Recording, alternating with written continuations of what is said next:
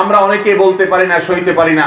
অনেক স্বামী সাফার করছেন, অনেক স্ত্রী সাফার করছেন যে তার স্বামী বহু মেয়ে আসক্ত, অনেক স্বামী সাফার করছেন যে তার স্ত্রী পরপুরুষে আসক্ত।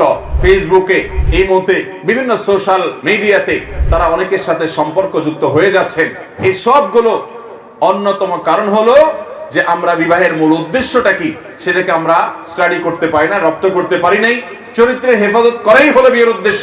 সেখানে বিবাহের পরও যদি কেউ চরিত্র নষ্ট করে, এই জন্যই ইসলামী শরিয়ার দণ্ডবিধিতে সবচেয়ে জটিল, সবচেয়ে কঠিন, সবচেয়ে মর্মান্তিক শাস্তির ব্যবস্থা করা হয়েছে এই বিবাহিত মানুষ যদি জিনা লিপ্ত হয়। যারা পরকীয়া লিপ্ত হন তারা যদি জানতেন যে আল্লাহর জমিনে এই অপরাধের ভয়াবহতা কত বেশি, তাহলে তারা কোনো দিন এ পথে যেতেন না।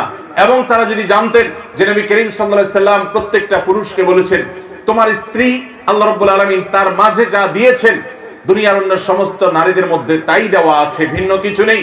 অতএব তুমি তোমার স্ত্রীতে সন্তুষ্ট থাকো, তুমি পরকীয়া করবে না।